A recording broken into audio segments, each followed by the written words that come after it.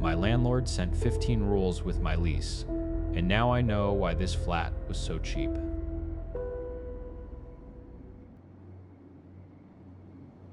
15,000 rupees a month in Santa Cruz.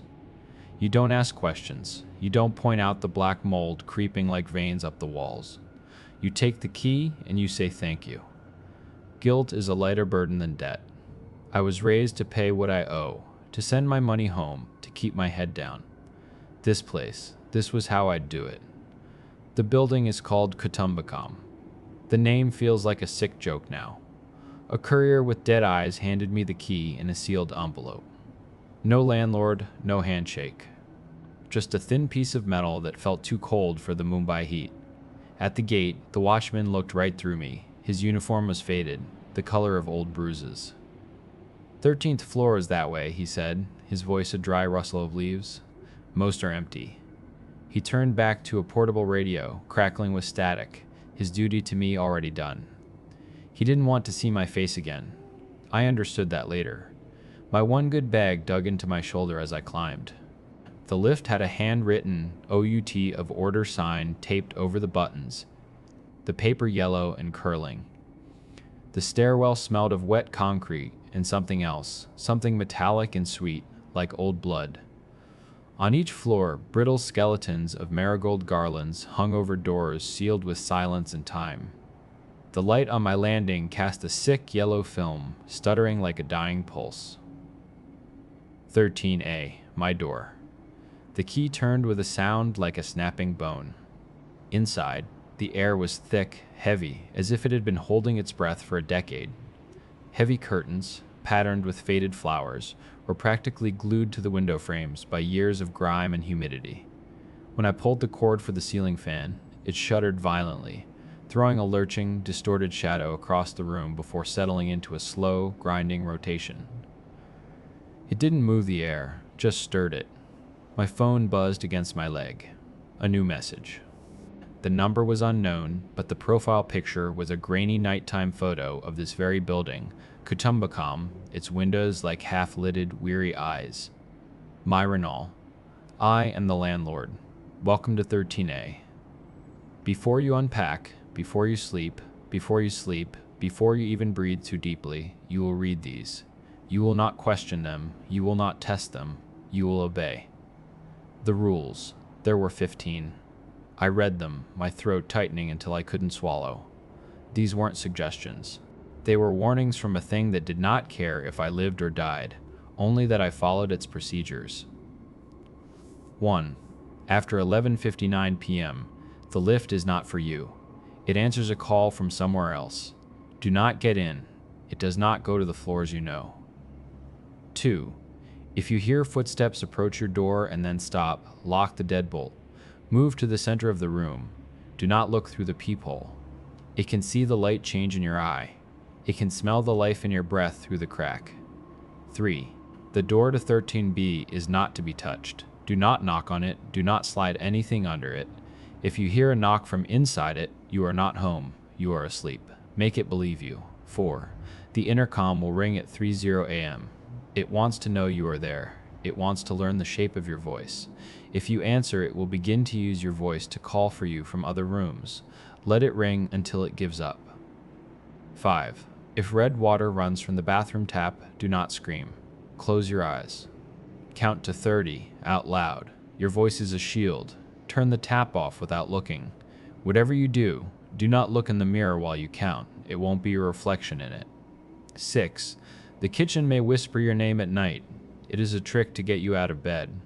Even if you are certain you left the gas on, you did not. Wait for the sun. The kitchen is not yours in the dark. 7. There is a landing between the 7th and 8th floors that is not on any building plan. If you find yourself on it, turn around and go back down. Do not look at the black door. Do not try to read the nameplate. It remembers those who read it. 8. If a man in an old khaki lift operator's uniform is waiting in the lift, do not speak to him. Look at your feet. Press your floor button. Do not answer if he asks if you are new here. He is not talking to you. 9. Cover all mirrors in the flat after the sun has set. If you forget and see a figure in your bed through a mirror's reflection, do not turn to look. It is sleeping. Walk, do not run out of the flat. Leave everything. It will wake if you make a sudden move. 10. If something knocks on your window from above, it is not the rain. Let it knock its 3 times and then fall silent. Keep the curtains closed. It cannot find a door if it cannot see a face. 11. Your phone must never run out of battery inside this flat. When the screen is black, it becomes a mirror. 12. On the 15th of every month, at midnight, the hallway lights will fail. You will hear children giggling and playing outside your door. They will ask you to come out. Do not open the door, not even a crack. Their games are not for the living. 13. If you smell burning incense, thick and cloying, after 2 a.m., the air in the flat is poisoned. Go to the stairwell immediately. Stand under the light. Do not use the lift. You may return only when you see the first light of dawn. 14. After your 7th night here, you must change the place you sleep. The floor, the kitchen, the hall. Never the same spot on consecutive nights. This place learns your habits. It builds a nest around patterns. 15. The terrace is forbidden. The landlord is a private person. I typed back, my thumb shaking.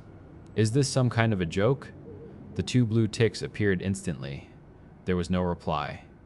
A cold sweat slicked my skin. I stood in the center of the room, the fan grinding above me.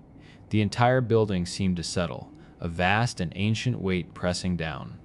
The old refrigerator in the corner gave a low, guttural groan, like a sleeping throat clearing itself. I walked to the bathroom, my steps feeling loud and clumsy. I hung my towel over the mirror. It's just a precaution, I told myself, not because I believed. I turned the tap. It spat a thick, brown slurry that stank of rust, then finally ran clear. The water was colder than it had any right to be, as if it were pumped from a deep and sunless place. I couldn't bring myself to use the bedroom. The mattress on the simple cot was stained with a dark shape that looked disturbingly human. It smelled faintly of decay and fear. I made my bed on the floor of the main room, my bag for a pillow.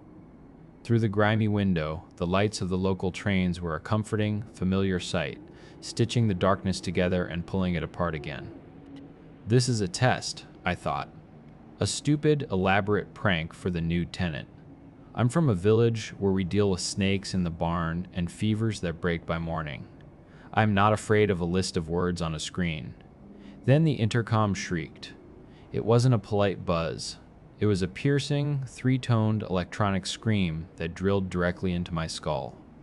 My phone screen lit up beside me. 3 a.m., not 2:59, not 3:01. The number sat there, stark and perfect. An appointment. I froze on the floor, my heart hammering against my ribs. I squeezed my eyes shut and held my breath. The sound cut through the silence again, and again. Between the shrieks, the building's secret noises became terrifyingly loud.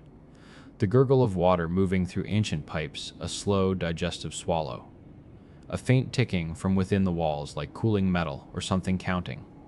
A thin, clammy draft slithered under the door, caressed my arm, and retreated. It rang 5 times. After the 5th, there was a long pause. I thought it was over. Then, a 6th, more insistent shriek. Then, silence. A silence so absolute it felt like a physical pressure in my ears. It tasted of copper. I finally let out the breath I hadn't realized I was holding. Ding. The sound was soft, cheerful, and utterly monstrous. It came from the hallway, the bell of the out-of-order lift, announcing an arrival on my floor.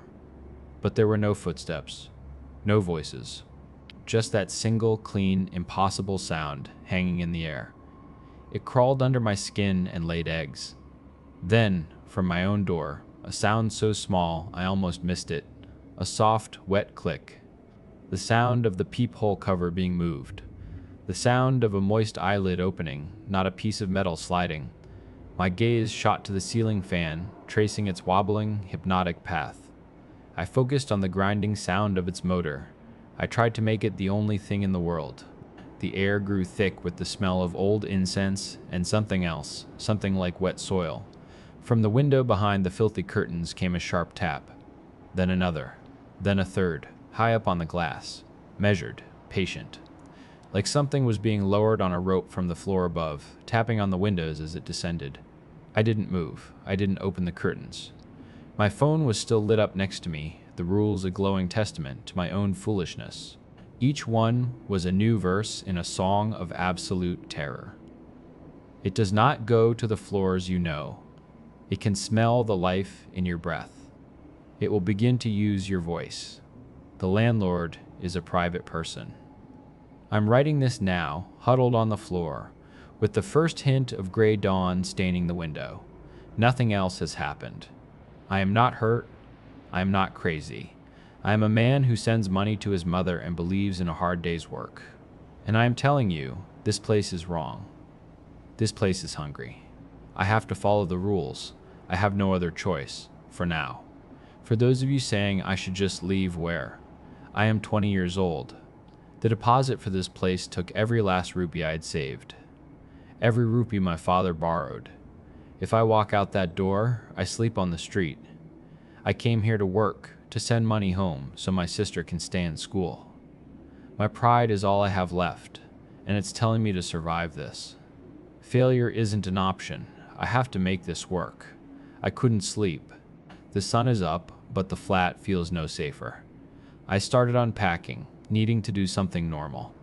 The bedroom has a built-in cupboard made of that cheap, yellowing laminate. One of the shutters is cracked in a thin, branching line, like a frozen lightning bolt. I managed to pull open the bottom drawer. It shrieked in protest. The back panel felt wrong, spongy. I pressed my fingers against it, and the panel flexed inward. It wasn't wood. It was particle board, warped by dampness. I ran my nail along the edge, and a corner of it just crumbled away. Behind it was a hollow space, deliberate. Too neat to be rot, too empty to be anything good. My hand was shaking as I reached inside. The air in the cavity was cold and stale. My fingers brushed against cloth. It felt like old silk, damp and slightly sticky. It was wrapped around a small, hard-backed book. It's a diary. The leather cover is cracked and greasy to the touch, flaking off on my palms. It stinks.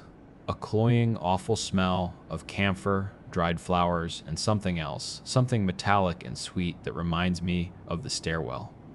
I've opened it. I've read the first page. I can't post what it says. Not yet. I feel sick. The name written on the inside cover. The name of the person who lived here before me. I think it was the landlord.